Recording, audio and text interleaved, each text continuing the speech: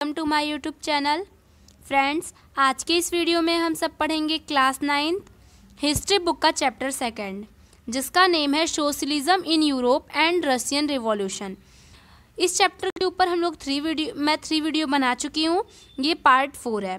Part 1st, 2nd, 3rd की link आपको इस वीडियो के डिस्क्रिप्शन में मिल जाएगी।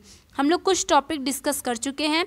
आज की हम लोगों की टॉपिक होगी द रिवॉल्यूशन ऑफ अक्टूबर 1917। 3.2 का हम लोगों को पढ़ना है कि द रिवॉल्यूशन ऑफ अक्टूबर 1917। फरवरी के अक्टूबर रिवॉल्यूशन के बारे में हम लोग अक्टूबर 1917 के बारे में हम लोग पढ़ेंगे कि इस टाइम रशिया में क्या हो रहा था। तो as the conflict between the provincial government and the Bolshevik grew, Lenin feared the provincial government would set up a dictatorship. क्या हुआ कि बोल्शेविक का ग्रुप था, लेनिन का एक ग्रुप था जिसका नाम बोल्शेविक था, और लेनिन को ये डर लगने लगा। लेनिन एक पर्सन है जो कि हम लोग पिछले वीडियो में डिस्कस किए हैं। इनका बहुत बड़ा कंट्रीब्यूशन रहा है रिवॉल्यूशन में। तो लेनिन को लग रहा था कि जो यहाँ की जो गवर्नमेंट है वो डिक्टेटरशिप ला देगी। डिक्टेटरशिप ये होता है कि जहाँ पे सिर्फ एक लोगों का राज हो, एक राजा का ही राज हो, दूसरा कोई बंदा दूसरे बंदे को बोलने का भी हक ना हो। तो लेनिन को यही डर लग रहा था कि यही स्थिति यहाँ पे आ न जाए। सितंबर में क्या होता है कि he began discussion for an uprising against the government. फिर लेनिन क्या करते हैं कि गवर्नमेंट के खिलाफ आवाज़ उठाने लगते हैं। Bolshevik supporters in the army, Soviet and factories were brought together. मतलब जितने भी बोल्शेविक ग्रुप के जितने भी सपोर्टर रहते हैं उनके साथ मिल करके लेनिन गवर्नमेंट के अगेंस्ट होने लगते हैं। On 16 October 1917 Lenin persuaded the Petrograd Soviet and the Bolshevik party to agree to a socialist seizure to power। अब बोल्शेविक यहाँ पे गवर्नमेंट के पावर को सीज करने के लिए रेडी हो गए हैं। ये चाह रहे हैं कि गवर्नमेंट को हटा करके मैं राज करूं। लेनिन चाह रहे हैं। A military revolutionary committee was appointed by the Soviet under Leonid Trotsky to organize the seizure. The date of the event was kept a secret। मतलब कि लेनिन पूरा प्लान बना चुके थे कि हाँ, हम लोगों को गवर्नमेंट को हटा करके खुद सत्ता पे आना है। बस डेट सीक्रेट थी कि किस डेट को हम लोग आक्रमण यानी किस डेट को हम लोग अटैक करेंगे। बस ये डेट सीक्रेट थी, बाकी सारा प्लान बन चुका था। The uprising begin on 24 October को अपराइजिंग हो जाती है, आंदोलन होता है। Sensing trouble, prime minister Kerensky had left the city to summon troops. At dawn, military men loyal to the party seized the building of 2 Bolshevik newspapers। क्या होता है कि 24 अक्टूबर को मतलब कि लेनिन की तरफ से ढेर सारे सिपाही चले जाते हैं, आर्मी चले जाते हैं, और फिर गवर्नमेंट की जो बिल्डिंग होती है उसे अपने कंट्रोल में ले लेते हैं। और pro government troops were sent to take over telephone and telegraph office and protect the Winter Palace. मतलब ये सब कुछ क्या करते हैं, लेनिन क्या करते हैं कि गवर्नमेंट के हर चीज़ को, हर प्रॉपर्टी को घेरवा लेते हैं, अपने अंडर में कर लेते हैं इन अ शिफ्ट।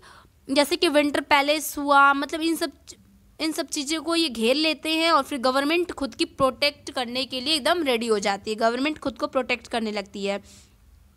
मुझे मतलब आप लोग को मैं ऐसे समझाना चाहूँगी कि मान लीजिए बोल्शेविक की पार्टी यहाँ पे गवर्नमेंट है। बोल्शेविक गवर्नमेंट से लड़ाई करके गवर्नमेंट को हटा करके खुद बैठना चाहते हैं। तो जब ये गवर्नमेंट के जब सारी सामान को, हर चीज़ को अपने अंडर में लेंगे तो गवर्नमेंट भी इनकी प्रोटेक्ट करेगी ही। बस वही कंडीशन यहाँ पे भी है। In a swift response the military revolutionary committee ordered its supporter to seize government offices and arrest minister. मतलब हर चीज़, गवर्नमेंट के हर मंत्री को, हर ऑफिसर को अरेस्ट कर लिया गया। Late in the day the ship Aurora sailed the Winter Palace, other vessels sailed down the Neva and took over various military points. By nightfall the city was under the committee control and the minister has surrendered. सारे minister को surrender कर दिया गया। सारी committee, जितने भी group थे, सबको कंट्रोल में ले लिए लेनिन। यानी अब वो गवर्नमेंट को पूरी तरह से कैप्चर कर रहे हैं Lenin. At a meeting of All Russian Congress of Soviet in Petrograd the majority approved the Bolshevik action. Uprising took place in other cities. There are heavy fighting, especially in Moscow, but by December, the Bolshevik controlled the Moscow Petrograd area. किस किस area में लड़ाई होती है वो नाम लिखा गया है कि दिसंबर में क्या होता है कि बोल्शेविक क्या करता है, मॉस्को पेट्रोग्रेड एरिया को खुद के कंट्रोल में ले लेता है। यानी कि गवर्नमेंट के पास जितना भी हक है सब कुछ लेनिन अपने हाथ में ले लेते हैं। मॉस्को पेट्रोग्रेड एरिया को अपने कंट्रोल में ले लेते हैं, मॉस्को को अपने कंट्रोल में ले लेते हैं, जितने भी उनके ऑफिसर्स होते हैं, जितने भी उनके मिनिस्टर होते हैं, उनके पूरे महल को सब कुछ घेरवा लेते हैं लेनिन। ओके, मतलब इतना हम लोग जैसे मतलब कि इन सब चीज़ों में यही बताया गया है कि किस किस चीज़ों को घेरा जाता है लेनिन के द्वारा, सारी वही चीज़ बताई गई है।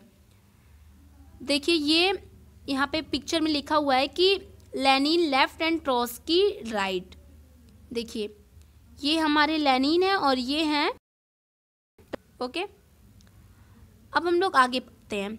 अक्टूबर रिवॉल्यूशन, अक्टूबर का आपको आई होप समझ में आ रहा होगा कि हम लोग अब वो अक्टूबर ख़त्म, अक्टूबर का मतलब जो रिवॉल्यूशन था वो ख़त्म हो गया। इसमें हम लोग यही जाने कि लेनिन बहुत ज़्यादा झगड़ा लड़ाई कर रहा था गवर्नमेंट को सत्ता से हटाने के लिए, सारी चीज़ घेर लिया था, प्रॉपर्टी घेर लिया था, इन सब चीज़ों को हम लोग देखे हैं। फिर क्या होता है,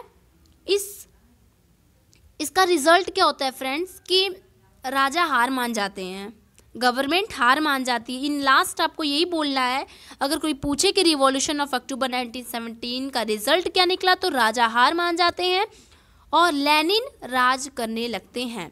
याद रखिएगा कि राजा हार जाते हैं और लेनिन राज करने लगते हैं, गवर्नमेंट हार जाती है। फिर क्या होता है कि जब लेनिन राजा बन जाते हैं, लेनिन गवर्नमेंट चलाने लगते हैं, तब क्या क्या चेंजेस आते हैं वही इसमें हम लोग इस टॉपिक पे पढ़ेंगे। The Bolshevik were totally oppose to private property. Bolshevik group जो था लेनिन का वो प्राइवेट प्रॉपर्टी के अगेंस्ट था। प्राइवेट प्रॉपर्टी एक ऐसी पर्टिकुलर पर्सन के हाथ में कोई भी प्रॉपर्टी नहीं होनी चाहिए। Most industry and bank were nationalised in November 1917। अक्टूबर में सत्ता पे आए लेनिन और नवंबर में क्या किए ये लेनिन, सारे बैंक को नेशनलाइज कर दिए, यानी कोई भी बैंक कोई भी इंडस्ट्री किसी एक पर्सन की नहीं रहेगी, वो गवर्नमेंट की होगी। ये तो अच्छा काम किए। This mean that the government took over ownership and management. सब कुछ गवर्नमेंट का रहेगा और सब कुछ गवर्नमेंट ही मैनेज करेगी, ऐसा लेनिन मतलब अनाउंसमेंट करा दिए। Land was declared social property and peasant were allowed to seize the land of the nobility. In cities Bolshevik enforce the partition of the large house according to family requirement. Lenin क्या कहने लगे कि जितने भी बड़े बड़े घर हैं, पहले तो बोल रहे थे कि जितने भी नोबल लोग, पहले से जो लोग मतलब जिसके पास ज़्यादा ज़मीन है, ज़मीन गवर्नमेंट को दे दी जाए, सारी ज़मीन सबकी ज़मीन गवर्नमेंट को मिल जाए और गवर्नमेंट क्या करे कि फैमिली रिक्वायरमेंट के हिसाब से ज़मीन का डिस्ट्रीब्यूशन कर दे। यानी आपके घर में 6 आदमी हैं तो आपको 10 किलो ही अनाज मिलेगा, एग्जाम्पल दे रही हूँ। ऐसे लैंड बंटवाने की बात कर रहे थे Lenin. They band the use the old title of aristocracy. Old title of aristocracy का मतलब है जैसे कि लोग क्या कहते थे, नाम राज है तो यहाँ पे लोग राज नवाब लगाएंगे ऐसे, तो ये कह रहे थे कि अब ऐसा ये सब चीज़ बंद हो जाएगी, कोई भी अपने नाम के आगे पीछे साहब, राज, नवाब, सर ये सब कोई नहीं लगाएगा। To assert the change new uniform were designed for the army and officials following a clothing competition organised in 1980 when the Soviet that was budenovka was chosen. ये अपने देश के सभी आर्मियों का ड्रेस भी चेंज कर देते हैं। देखिए ऐसा ड्रेस बनवा देते हैं, सोवियत वालों की हैट ऐसी रहेगी, ऐसा मतलब चेंजिंग करा देते हैं ड्रेस में। क्या क्या चेंज आए लेनिन जब मतलब क्या क्या चेंज आए वही हम लोग देख रहे हैं। फिर क्या होता है कि the Bolshevik party was renamed the Russian communist party. Bolshevik party का नाम चेंज करके रशियन पार्टी रख दिया जाता है, रशियन कम्युनिस्ट पार्टी। 1917 नवंबर में The Bolshevik conducted the election to the Constituent Assembly, but they failed to gain support. फिर 1917 में एक बार चुनाव होता है, बट लेनिन को ज़्यादा वोट नहीं मिल पाता है, लेनिन थोड़ा सपोर्ट कम मिल पाता है लेनिन को। फिर जनवरी 1918 में क्या होता है कि the assembly rejected Bolshevik measures, the Lenin dismiss the assembly. Lenin पूरी तरह से हार जाते हैं, उन्हें सत्ता को छोड़ना पड़ता है। ही thought the all Russian Congress of Soviet was more democratic than an assembly elected in uncertain condition. In March 1918, despite opposition by their political allies, the Bolshevik made peace with Germany at Brest-Litovsk. कि अपना group तैयार करने लगे Lenin कि हमको फिर सत्ता में आना है। जैसे कि आप अगर हार जाएंगे तो दोबारा कोशिश करेंगे ना, उसी तरह ये चुनाव में हार जाते हैं, फिर अपने ग्रुप तैयार करने लगते हैं दोबारा सत्ता में आने के लिए। The Bolshevik became the only party to participate in the elected to all Russian Congress of Soviet, which became the parliament of the country.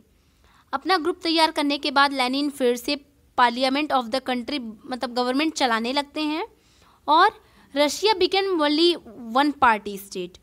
Lenin जब दोबारा राज पा जाते हैं, सत्ता इनके हाथ में आ जाती है, तो ये क्या करते हैं कि नियम चला देते हैं कि चुनाव सिर्फ एक ही आदमी लड़ेगा, एक ही पार्टी के लोग चुनाव लड़ेंगे, वन पार्टी स्टेट, यानी बस बोल्शेविक पार्टी चुनाव लड़ेगी और ये एक ही लड़ेगी तो यही जीतेगी भी।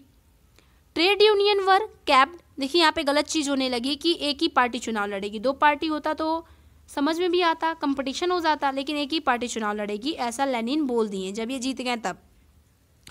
ट्रेड यूनियंस वर केप्ट अंडर पार्टी कंट्रोल, सारे ट्रेड यूनियन जितने भी व्यापार से संबंधित बातें थी सब कुछ कंट्रोल में आ गई लेनिन के।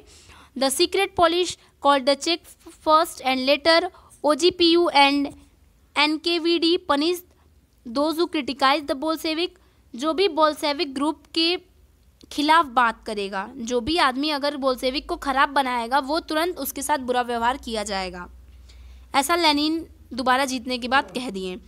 Many young writer and artist rallied to the party because it stood for socialism and for change.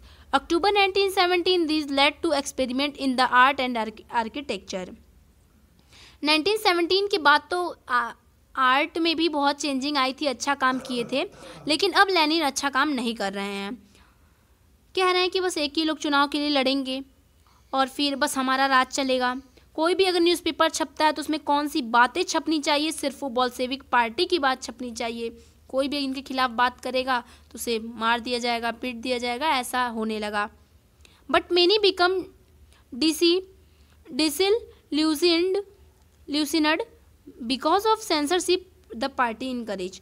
Censorship आ गई थी इनकी पार्टी में, कहने का मतलब कि बिना राजा से पूछे कोई भी मैगजीन, कोई भी न्यूज़पेपर नहीं छपेगा, ऐसा होने लगा था लेनिन के राज में, दोबारा जब ये सत्ता पे आए तब।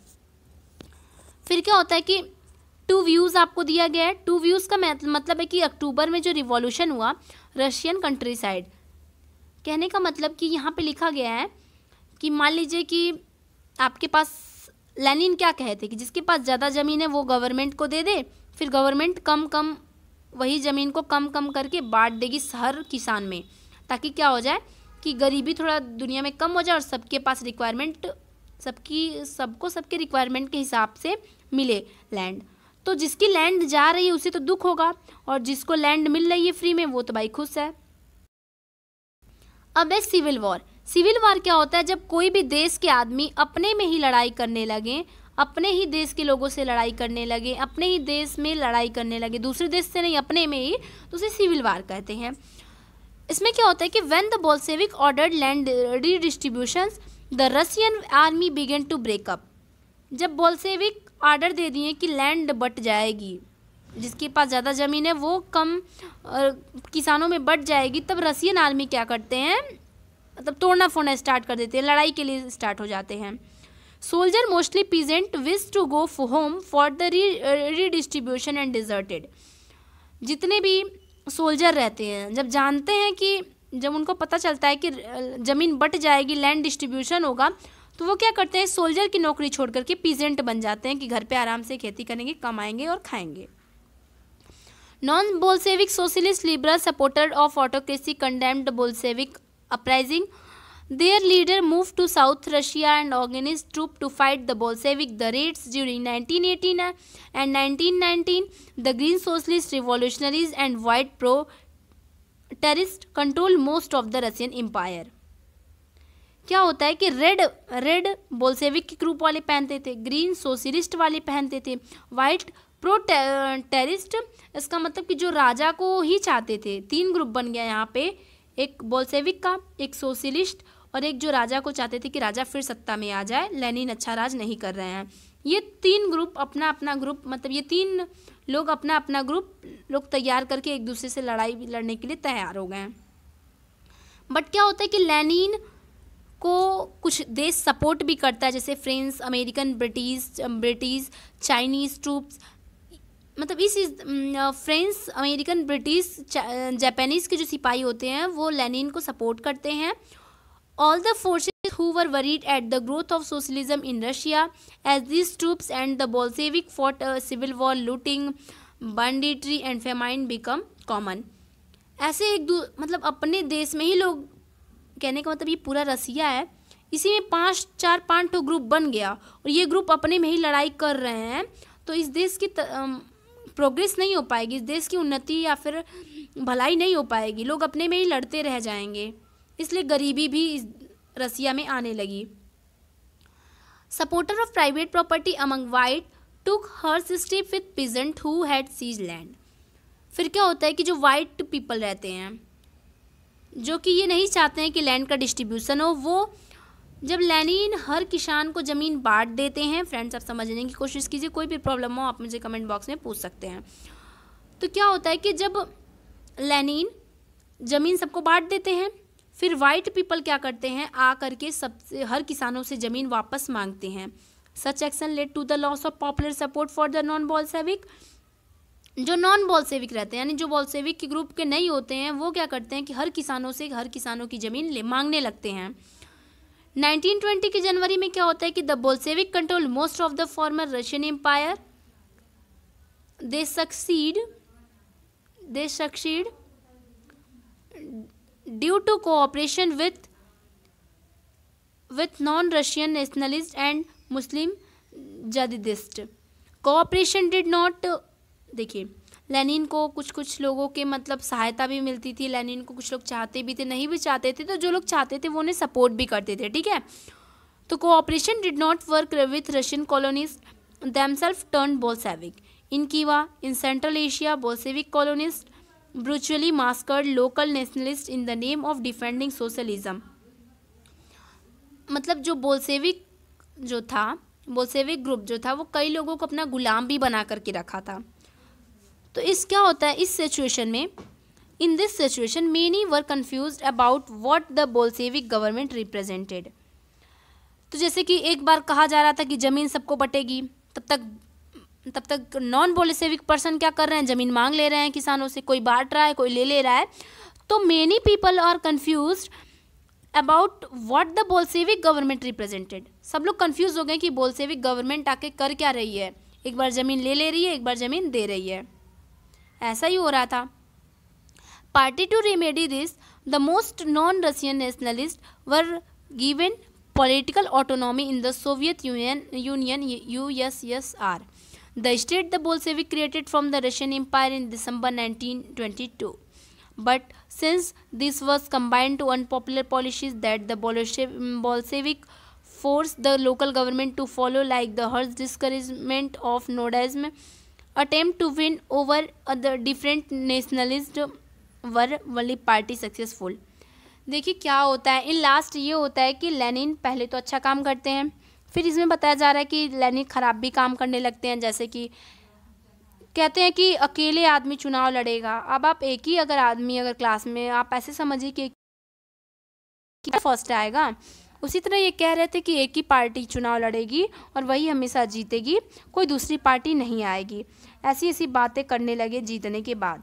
और आपको पता होगा कि कोई अगर एक बार जीत जाता है ना, तो फिर ये भी नहीं सोचता कि मैं अगली बार जीतूंगा कि नहीं, बस अपना वाला, ठीक है। तो वही बात यहाँ पे भी हो जा रही है। हम लोग ये टॉपिक भी इसमें कवर करेंगे कि making a socialist society. Socialist society कैसे बनी या फिर कहता है कि the Bolshevik kept industry and bank nationalised. जितनी भी इंडस्ट्री होती है, जितनी भी बैंक होती है, वो सब गवर्नमेंट की हो जाती है। They permitted peasant to cultivated the land they had been socialist. Bolshevik used confused land to demonstrate what collective work could be. Lenin क्या करते हैं, ये भी मतलब ये लोग पिछले के थोड़ा सा रिवाइज आप समझिए, रिवाइज हो रहा है कि लेनिन इंडस्ट्री और बैंक को नेशनलाइज कर देते हैं, गवर्नमेंट की कर देते हैं और ज़मीन को बांटने की बात करने लगते हैं। A process of centralized planning was introduced. Officials assessed how the economy could work and set target for 5-year period. Lenin क्या कहने लगे कि कोई भी काम होगा, जैसे कि देश का इकोनॉमी बढ़ानी है, तो वर्क को जल्दी जल्दी आप लोग करिए और एक टारगेट बना लीजिए, 5 ईयर का प्लान बना लीजिए कि हाँ इस 5 ईयर में यही काम होगा, कोई भी चेंजिंग नहीं होगी, इस पूरे 5 ईयर में ये काम किया जाएगा। फिर क्या होने लगा कि on this basis they made the 5 year plan, 5 year का प्लान बना। The government fix all prices to promote industrial growth during the first 2 plan. फिर क्या होने लगा कि पहले तो क्या हुआ कि फर्स्ट प्लान में क्या होता है कि सभी चीज़ों के प्राइजेस एकदम बैन कर दिए जाते हैं कि हाँ ये दाल है तो 80 रुपये किलो ही बिकेगी, अब कोई ना घटा सकता है ना कोई बढ़ा सकता है 5 साल, ठीक है। ऐसी काम पहली बार में किया गया। मैं आपको फिर से बताना चाहूँगी कि लेनिन क्या बोलें कि 5 ईयर प्लान बना दीजिए, उसमें जो रूल तय किया जाएगा वो 5 ईयर पूरा चलेगा। तो अगर आप कह दिए कि ये कुरकुरे 10 रुपये का मिलेगा तो पूरे 5 ईयर 10 का ही मिलेगा, ऐसा होने लगा। फिर क्या होता है कि 1927 and 1933 to 38 centralise planning led to economic growth. इससे क्या हुआ कि बहुत इकोनॉमिक ग्रोथ भी हुआ। इंडस्ट्रियल प्रोडक्शन इंक्रीज, मतलब जब 5 ईयर प्लान चलने लगा तो क्या क्या फ़ायदा हुआ कि इकोनॉमिक कंडीशन बढ़ने लगी, इंडस्ट्रियल का प्रोडक्शन बढ़ने लगा। 1929 to 33 में पता है 100% बढ़ने लगा, 100% ऑयल, कोयल और स्टील की प्रोडक्शन बढ़ने लगी। फिर से बताती हूँ कि इंडस्ट्रियल ग्रोथ होने लगी, कंपनियाँ बढ़ने लगी, ऑयल, कोयला की, स्टील की कंपनियाँ 100% बढ़ गई। न्यू फैक्ट्री हर एक सिटी में आने लगी, new factories cities came into being, नई नई फैक्ट्री आने लगी हर एक सिटी में। However, rapid construction led to poor working condition. In the city magnitogors, the construction of steel plant was achieved in 3 years. मतलब स्टील प्लांट की भी production होने लगी। Workers live hard lives and the result was 50 to 550 stoppage of work in the first year alone. पहले साल में क्या हुआ था फर्स्ट ईयर प्लान में कि बहुत ज़्यादा कंडीशन ख़राब हो गई थी लेबर की, 550 बार काम को बंद भी करना पड़ा था क्योंकि बहुत ज़्यादा कंडीशन ख़राब हो गई थी। पहली बार कोई अगर अच्छा काम करने जाएगा तो गलती होगी। In living quarters in the winter time, ठंडी का मौसम रहता था। At 40 degree below, -40 degree temperature रहता था, पहली बात इतनी ठंडी पड़ती थी। 4th floor and desk across the street in order to go to the toilet. हर चीज़ तो इकोनॉमिक बढ़ने लगी, इंडस्ट्री बढ़ने लगी, सब कुछ होने लगा। लेकिन क्या होता था कि जो वर्कर रहते थे उन्हें -40 डिग्री के टेम्परेचर में भी उन्हें 4 तल्ला से, देखिए हम 4th फ्लोर है ना, 4th फ्लोर से उन्हें नीचे आना पड़ता था और अपने स्ट्रीट को भी पार करके तब टॉयलेट के लिए जाना पड़ता था। यानी इतनी ठंडी में इन्हें इतनी प्रॉब्लम सहनी पड़ती थी वर्कर्स को। An extended schooling system developed, schooling system बढ़ने लगा, हर एक जगह स्कूल खुलने लगा। Arrangement were made up of factory workers present to inter universities. फिर क्या होने लगा कि चाहता है, पढ़ाई करना चाहता है, वो दिन भर काम करे, रात को पढ़ाई कर सकता है। यूनिवर्सिटीज़ बनने लगी। Creches were establish in factory for the children of women worker. जो वोमेन वर्कर होती हैं और उनके पास अगर छोटा बच्चा है कोई, तो उस छोटे बच्चे की देखभाल करने के लिए एक रूम बनाया जाता था जिसको क्रीचेस बोलते हैं। ओके, कोई औरत है अगर काम कर रही है तो उसके 1-2 साल के बच्चे हैं, उसको देखभाल करने के लिए रूम बनाया गया था वहाँ पे। ये सब तो काम अच्छा हुआ। Cheap public health care was provided. मतलब एक अस्पताल टाइप का, हॉस्पिटल टाइप का सेंटर बना दिया गया, ये भी काम बहुत अच्छा हो रहा था उस टाइम। मॉडल लिविंग क्वार्टर व सेटअप फॉर द वर्कर, जो वर्कर्स को बहुत प्रॉब्लम उठानी पड़ रही थी, अब उनके लिए स्टैंडर्ड क्वार्टर बन गया। This effect of all this was uneven throw since government resource was were limited. लेकिन ये सब काम जितना था वो सब मतलब लिमिट में ही हो रहा था, एक्स्ट्रा कुछ नहीं हो रहा था, क्योंकि जानते हैं कि अब गवर्नमेंट अगर चाहे कि हम सबको खाना खिलाएं रोज़ तो नहीं हो पाएगा, क्योंकि गवर्नमेंट के भी पास पैसा होना चाहिए, हर चीज़ उसके पास भी लिमिटेड में होता है, ठीक है। यहाँ पे आप पिक्चर में देखिए कि स्कूल में बच्चे पढ़ रहे हैं। और फिर यहाँ पे देखिए फर्स्ट ईयर प्लान में क्या हुआ था कि हर बच्चे देखिए काम कर रहे हैं फर्स्ट ईयर प्लान में। फिर यहाँ पे देखिए 1930 के टाइम में देखिए फैक्ट्री में लोग देखिए कैसे बैठ के खाना वाना खा रहे हैं या फिर बैठे हैं, वो दिखाया गया है। ओके, अब हम लोग की नेक्स्ट टॉपिक क्या है कि स्टालिनिज्म एंड कलेक्टिवेशन। इस टॉपिक को हम लोग नेक्स्ट वीडियो में डिस्कस करेंगे। तो फ्रेंड्स, आप पहले मतलब पिछले पार्ट की भी वीडियो ज़रूर देखिएगा, और चैप्टर में अगर कोई प्रॉब्लम होती है तो आप मुझसे कमेंट बॉक्स में पूछिएगा, मैं आपको आंसर ज़रूर करूँगी। ओके, मिलते हैं नेक्स्ट वीडियो में। Bye friends.